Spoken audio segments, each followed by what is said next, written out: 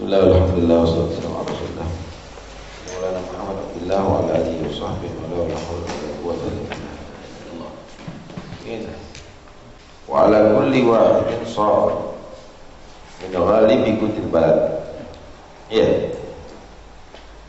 Idza fadlat an dainihi wa kiswatihi wa maskanihi wa gutihi wa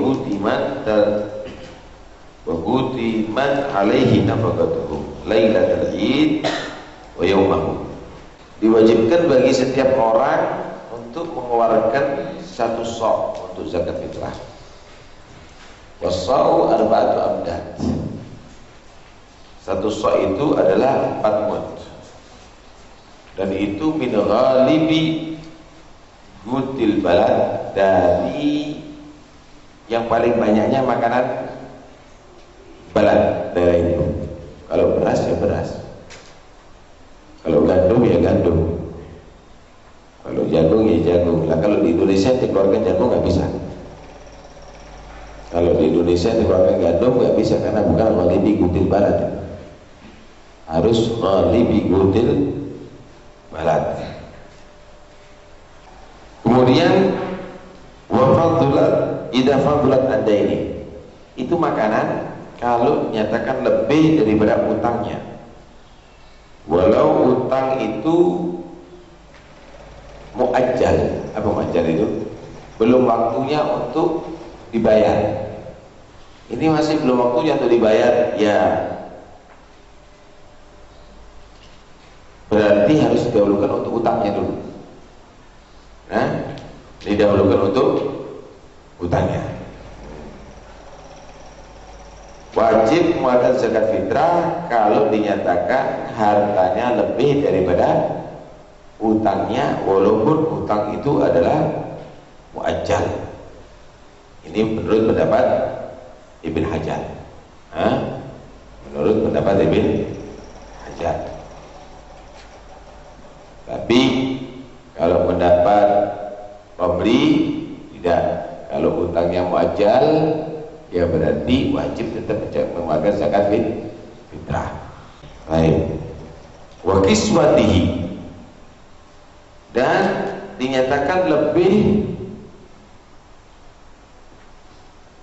dia mampu mengeluarkan zakat kalau sudah lebih daripada pakaiannya yang dibutuhkan, yang layak, pakaian yang layak untuk dia. Karena pakaian layak ini menurut juga ukuran orang ya. Layaknya jadi bupati pakaiannya nggak sama dengan layaknya petani. Layaknya pakaiannya ulama nggak sama dengan santri. Ulama itu perlu jubah, perlu gamis, perlu imamah, perlu rida, kan gitu ya. Ini pakaian yang layak. Ini tergantung nih. Ya, ini tergantung. Nah, kalau sudah dinyatakan lebih daripada kebutuhan makannya, lebih daripada utangnya, dan dinyatakan lebih daripada untuk kebutuhan pakaiannya, pakaian kapan? Pakaian untuk hari raya. Iya, pakaian untuk hari rayanya dia. Mimma yutajamal bihi yaumal id, yahtaju, yang sekiranya pantaslah untuk berhari raya dengan pakaian itu. Wah, ini dibelikan pakaian yang paling rohis, nggak pantas untuk hari raya. Yang pantas untuk pakaian hari raya lebih daripada itu, wa maskani, dan tempatnya, tempat yang layak, walaupun itu dengan nyewa, tempat yang layak. Jangan tempat yang gedung mentereng, jangan juga tempat yang terlalu murah gitu, gede atau apa, enggak. Tempat yang dikatakan layak. Tempat yang dikatakan layak. Demikian juga kalau perlu pelayan. Kalau perlu istrinya baru melahirkan, perlu bidan. Melebihi daripada kebutuhan itu. Atau dia dan itu perlu pelayan karena banyak tamu. dan juga makanan pokok untuk dirinya dan untuk makanan pokok yang wajib untuk dikasih nafkahi.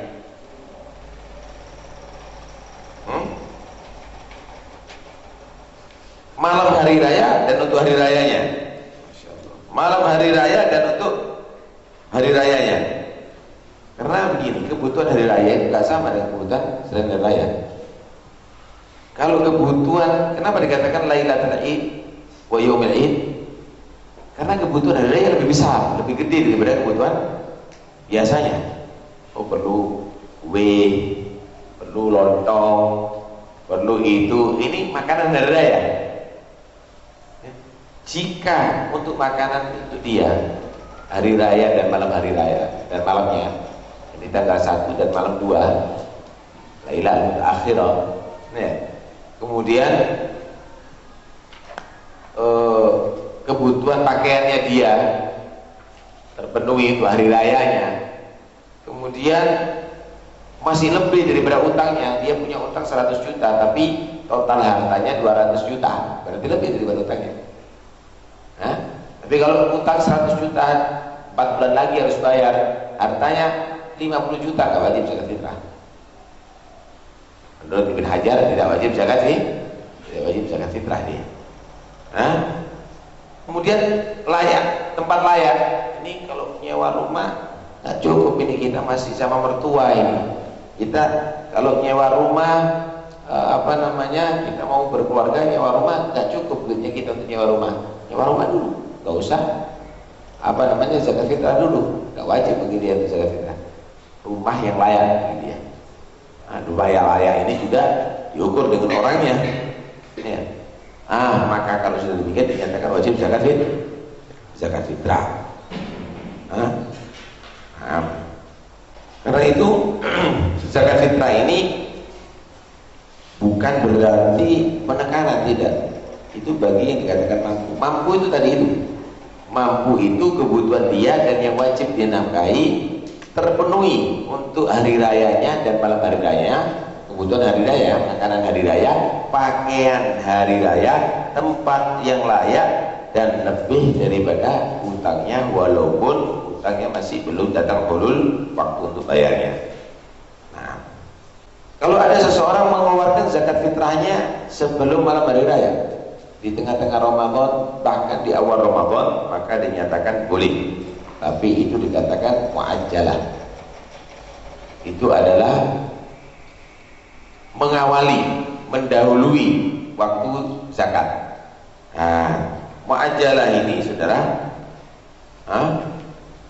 muajjalah ini dia ketika mengeluarkan zakat fitrahnya, kalau dia ngasih tahu ini zakat fitrah saya, kok orang yang menerima dari itu mati, orang yang menerima zakat fitrahnya mati sebelum malam hari raya, maka harus keluarkan lagi dia, atau minta balik. Mana zakat fitrahku? Boleh istirja boleh istirja. Atau dianya mati duluan, atau dianya tidak wajib malam hari raya tadi itu. Misal dia ketika ghurubus syams malam hari raya jadi fakir, kobongan, sehingga dia tidak wajib untuk zakat fitrah, boleh istirja, minta kembali. Kalau dia ngasih tahu bahwa ini zakat fitrah, paham ya? Kalau dia mengetahui ini zakat muajjalah. Kalau enggak, ya berarti sudah dia dinyatakan itu bukan zakat fitrah, tapi itu adalah sedekah. Ya. Dan dia wajib, kalau dia dikatakan mampu, wajib mengeluarkan zakat fitrah lagi, nemponi. Kalau bahasa Jawanya nemponi. Nemponi. Sunnahnya mengeluarkan zakat fitrah itu hari raya setelah subuh. Setelah subuh, maka itu paling afdalnya. Kalau bisa jangan setelah sholat Id, walaupun itu boleh dalam madhab Syafi'i, karena ada menyatakan sudah selesai waktunya zakat fitrah. Akhir mengeluarkan zakat fitrah tenggelamnya hari raya, tanggal 1 Syawal tenggelam sudah. Tapi wajib untuk qadha. Dosa dia mengakhirkan tanpa sebab tadi itu wajib dia mengqadha. Jadi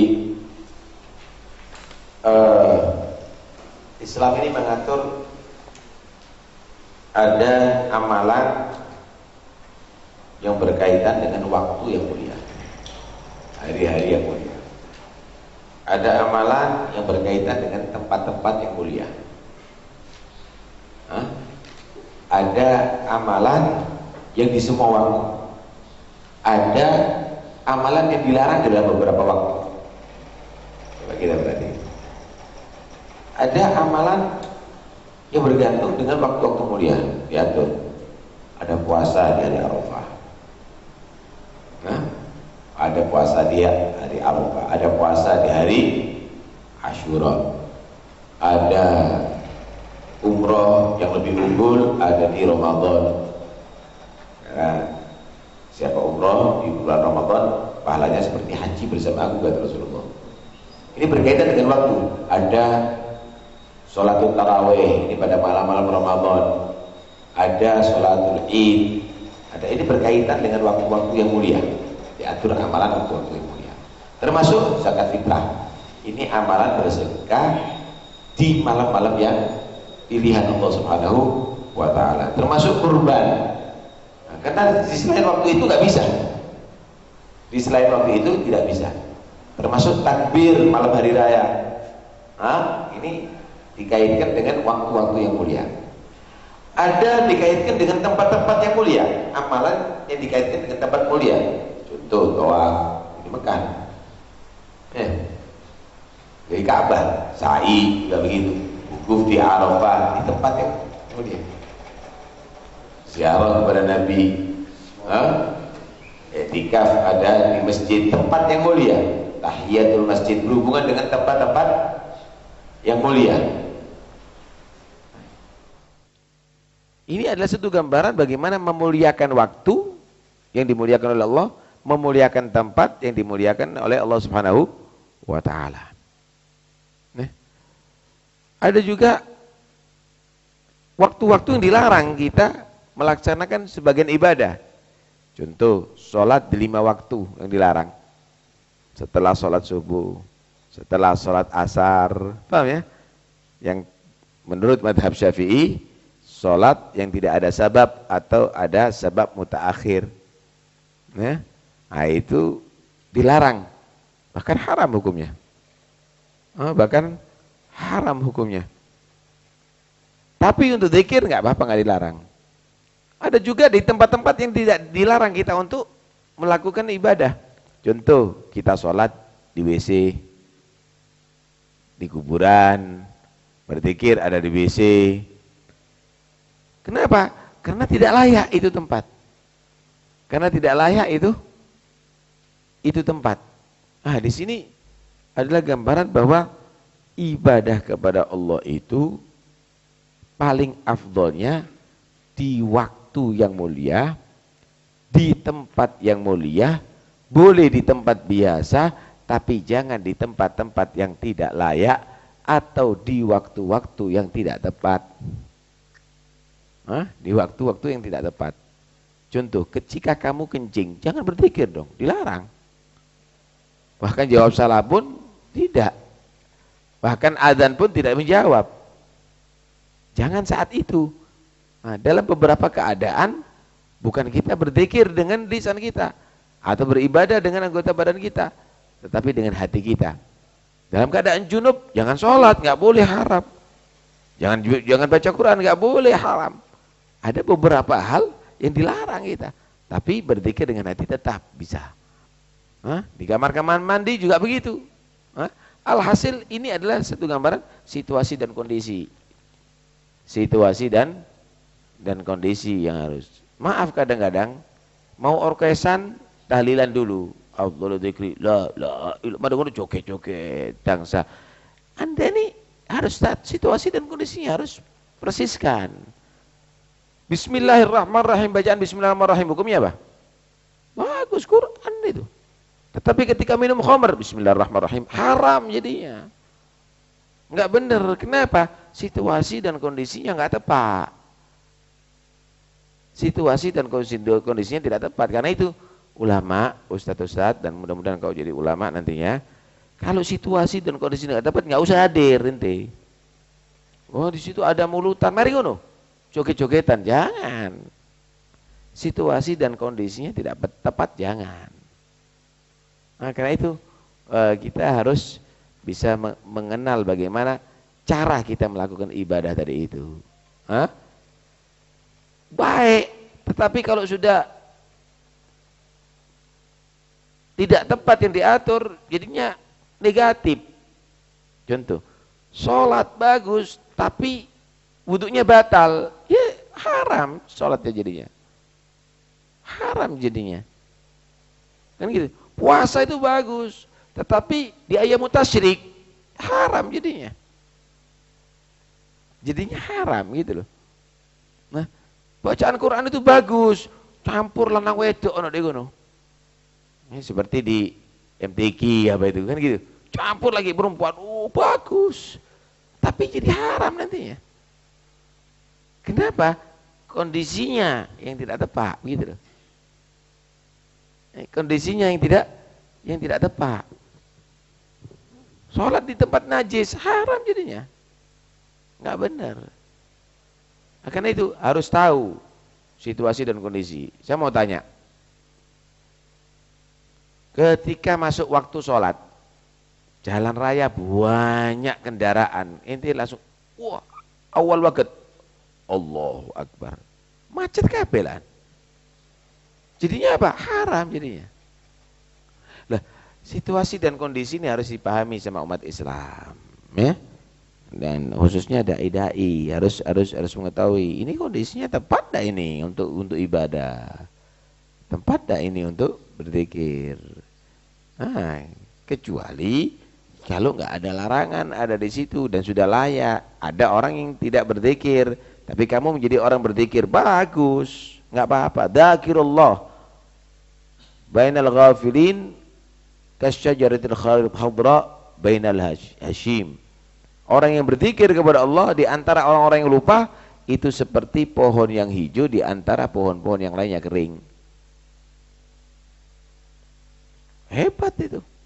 Nggak ada masalah. Misal ada di majelis orang-orang lagi ngobrol, ada yang main gaple, itu dari ini kamu baca Quran. Nggak apa-apa. Bagus untuk mengingatkan mereka. Nggak bener nanti. Gini loh yang bener. Tapi muskilah. Tapi ketika ada di WC inti baca Quran tidak boleh, situasi dan kondisinya tidak mendukung. Situasi dan kondisinya tidak mendukung. Karena itu hati-hati ya. Nah, ini kan ada 17 Agustusan, bagus. Anda ngisi dengan zikir, bagus, tahlil boleh. Tapi nanti sebelum joget-jogetan didoakan Rabbana atina fid dunya hasanah wa fil akhirati. Wah, joget-joget, hati-hati. Tidak benar ini. Sebagian orang menganggap itu adalah biasa, ini hasanah sendiri. Alhamdulillah sekarang sudah ada kemajuan. Itu kemajuan yang mana gitu. Contoh lagi maintenance atau bal-balan, cool, sujud Allah Akbar dan berwudu, sujud syukur tidak pakai wudu, tidak menghadap kiblat, terbuka auratnya, haram. Wah, Masya Allah ya, habis tinju menang sujud, muslim loh, tidak punya ilmu ini ya, apa nih, bahaya ini. Nah karena itu dalam beberapa hal harus kita paham ya, tata cara penempatan ya. Sama dengan ente misalnya masuk rumah tahiyatul masjid, Allahu Akbar, tidak boleh talabus bil ibadah fasidah ini, main-main ini, haram hukumnya. Bukan masjid kok ente tahiyatul masjid ada di situ. Nah ini harus dipahami ya. Karena itu jangan ngawur, jangan asal melakukan sesuatu kemudian tidak pada tempatnya, tidak pada waktu yang pas begitu, yang tidak layak, kemudian syarat dan rukunnya tidak dilakukan. Nah, begitulah juga zakat fitrah ini ya harus malam hari raya. Kemudian ada orang yang berkewajiban ya, ada syarat-syaratnya. Misal punya utang dan dia mau zakat fitrah, dia wajib bayar utang dulu. Tak. Kalau masih lebih, baru dia kewajiban mengeluarkan zakat fitrah. Mau umroh, paham nih? Punya utang, bayar utang dulu wajibnya. Jangan umroh dulu ente, jangan haji dulu. Umroh 7 kali, tapi duit tidak dibayar utangnya. Nah, benar, bayar utang dulu. Itu yang wajib. Paham ya? Nah, karena itu ketika kita melakukan ibadah yang keliru, akhirnya jadinya bukan diterima, tambah minus, tambah banyak dosa. Mudah-mudahan insyaallah kita jadi orang beribadah sesuai yang diatur oleh Nabi SAW, diatur oleh Allah SWT. Hadir kasih.